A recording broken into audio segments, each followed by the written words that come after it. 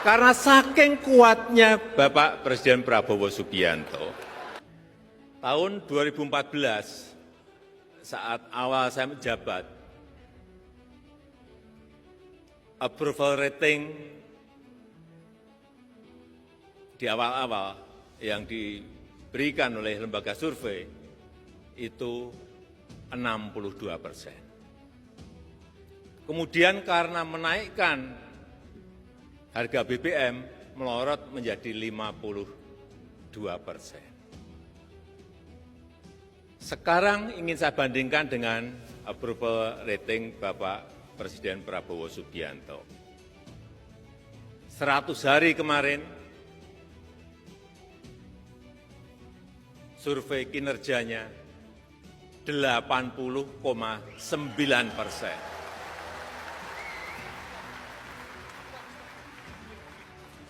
Dukungan dari parlemen juga di atas 80%.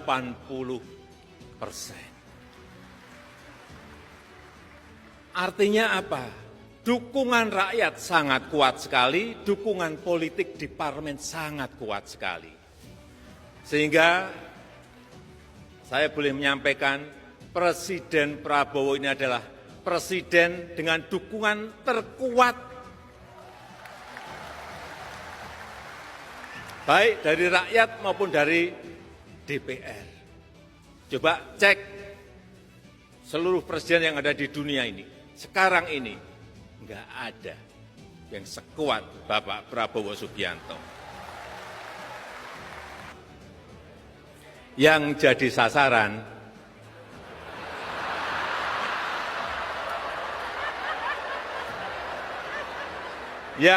sasaran adalah Jokowi. Karena saking kuatnya Bapak Presiden Prabowo Subianto.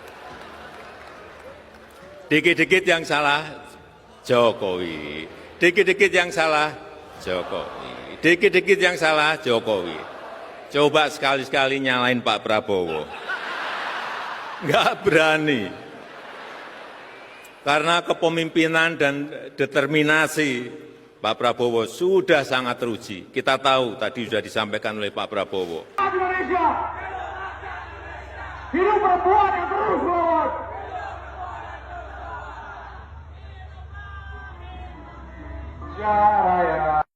Kemudian melebur bersama masa aksi yang lain menunjukkan bahwasanya gerakan kita adalah gerakan yang kolektif, kawan-kawan dan gerakan yang inklusif.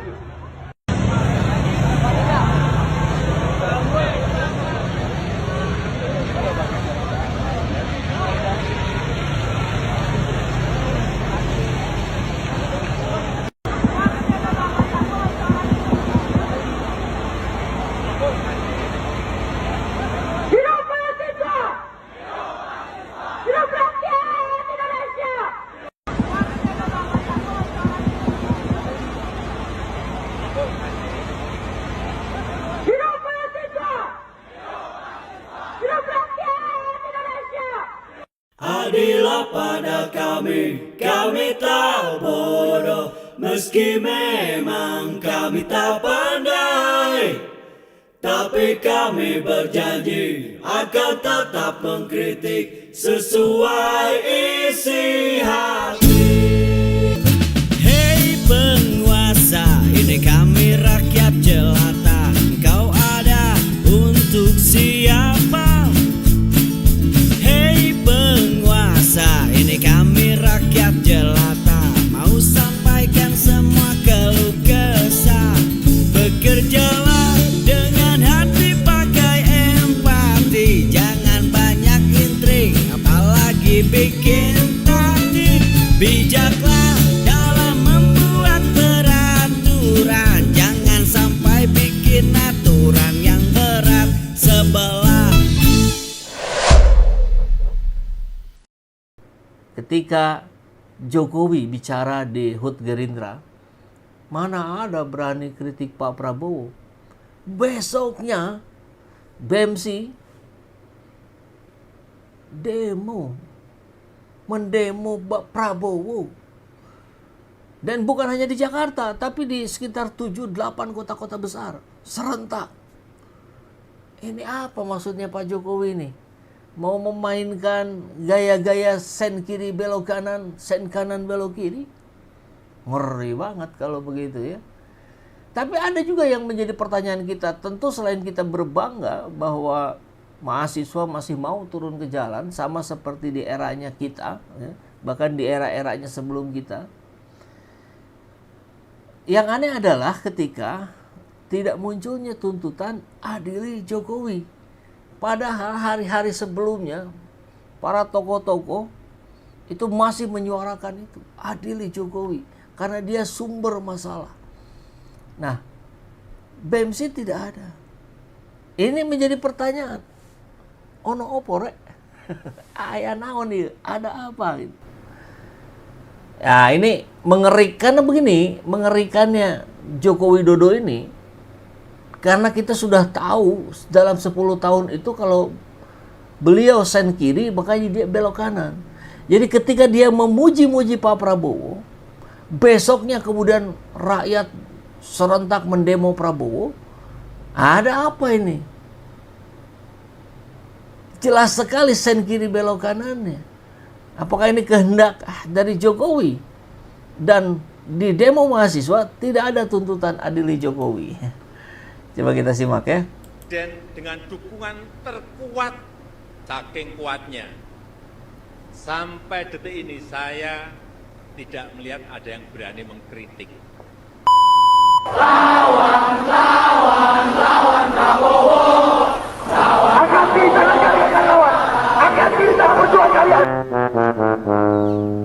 Presiden Prabowo ini adalah presiden dengan dukungan terkuat, saking kuatnya. Sampai detik ini saya tidak melihat ada yang berani mengkritik.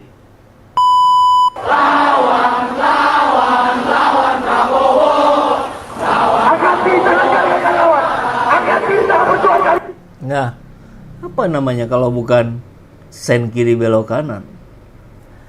Jangan gibah terus, bro. Kalau konsep gibah itu kita memperbincangkan kawan kita, ya, relasi kita dan seterusnya. Ini konsep yang kita pahami ya. Tapi kalau kita bahas tokoh-tokoh nasional, tentu itu tidak masuk dalam kategori gibah ya. Jadi ini adalah upaya kita untuk menjadi pilar demokrasi yang mengawasi. Ya, begitu. Mudah-mudahan bisa dipahami. Baik. Sekarang kita lihat, karena gerakan adili Jokowi ini masif serentak ada di mana-mana, termasuk di Bandung. Coba kita lihat. Ini cukup viral juga ini. Salah satunya ada Kang Dodi yang saya kenal ya. Kang Dodi Permana. Beliau itu kalau nggak salah yang di awal-awal projo gitu ya. Ya, relawan Jokowi. Tapi kemudian tersadar dan tidak lagi menjadi relawan Jokowi. Coba kita simak. Masyarakat sudah turun gunung, adili Jokowi, harga mati. Nggak. Negara dijual, rakyat ditindas, adili Jokowi, harga mati. Negeri ini sudah diobrol sama Jokowi, rakyatnya ditindas, adili Jokowi, harga mati. Ya, yang barusan Kang Dodi. Mantap, Kang. Luar biasa. Terus berjuang menegakkan keadilan di negeri ini. Ya, kita semua bisa berpartisipasi, termasuk dalam membuat tayangan-tayangan ya. Tapi harus proporsional tentu ya. Nah, diingatkan oleh PDIP kepada Pak Prabowo, hati-hati. Jokowi itu punya jejak khianat. Ngeri kali nih. Jubir PDIP Guntur Romli mengingatkan Presiden Prabowo dan Partai Gerindra agar berhati-hati dengan Jokowi karena dia memiliki rekam jejak pengkhianatan. Ya, kita tahu ya. Saya kalau melihat rekam jejak ini, hati-hati Pak Prabowo, hati-hati Gerindra kalau lihat rekam jejaknya. Jokowi penuh pengkhianatan. Dia bisa memuji kalau ada kepentingan. Saya harus tegaskan. Itu yang disampaikan oleh Guntur Romli dalam acara di Political Show CNN Indonesia. Kalau pujian Jokowi nggak tulus karena dia punya kepentingan, ada anaknya jadi wakil Pak Prabowo sekarang. Ya, saya kira itulah yang namanya politik. Ya, politik itu bukan persoalan hitam putih, Kalau nggak hitam, dia putih. Justru banyakkah bermainnya di wilayah yang abu-abu. Maka kita sebagai civil society tentu tidak bisa hanya melihat, menangkap apa telek-telek yang kita lihat. Ya. Tentu kita harus melihat situasi yang terjadi di belakangnya. Apa yang mendahuluinya, arahnya mau kemana. Untuk itulah kita perlu diskusi publik. Begitu ya. Nah, karena kita lihat Prof. Mahfud sudah bicara tentang Indonesia gelap ini. Kita dengarkan. Nasionalisme seperti itu bisa luntur.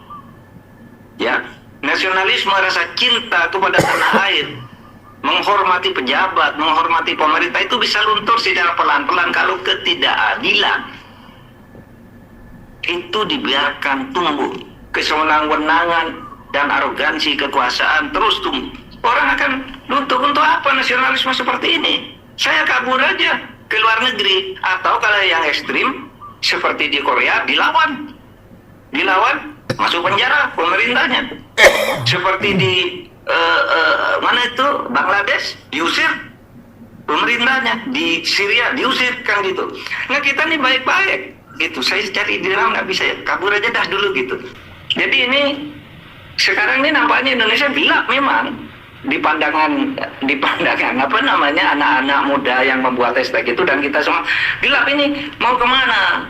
Katanya mau ke sana, di lapangan tidak jalan. Petanya mau kemana? Tidak jelas. Lalu muncullah tagar Indonesia gelap. Mari kita berkumpul sebagai lilin-lilin agar lilin yang kecil-kecil itu kalau bersatu menjadi obor yang besar. Oleh sebab itu mari kita mencoba menjadi lilin agar kegelapan tidak berlanjut. Kita buat penerangan, buat obor yang besar. Karena itu ya. Jadi kalau kita sadari bahwa Indonesia gelap, maka marilah kita menjadi lilin-lilin yang menerangi. Gitu. Tapi jangan juga kemudian responnya membalikan, seperti yang kita dengar dari Luhut misalkan ya. Ramai tagar Indonesia gelap, Luhut _2, kau yang gelap, bukan Indonesia. Wah, ini kan tidak elok ya, tidak bijak lah. Mestinya kan sebagai pejabat harus memberikan keteduhan ya. Ya kita tahu tentu dengan gayanya beliau yang memang frontal, hanya kita harus pahami bahwa rakyat kita juga berbeda-beda ya, beragam pemahaman, beragam latar belakang dan seterusnya. Gelapnya Indonesia adalah terangnya Luhut, kata Tommy Shelby. Nah ini yang jangan sampai terjadi ya. Oke. Karena demo-demo ini harus kita dengarkan. Orang-orang yang berorasi ini 15-20 tahun ke depan akan menjadi pejabat. Dan harus kita ingatkan terus. Nah, tapi yang pasti salah satu yang kita ingatkan sekarang, mana tuntutan adili Jokowi kok jadi menghilang? Indonesia, hidup perempuan yang terus melawan.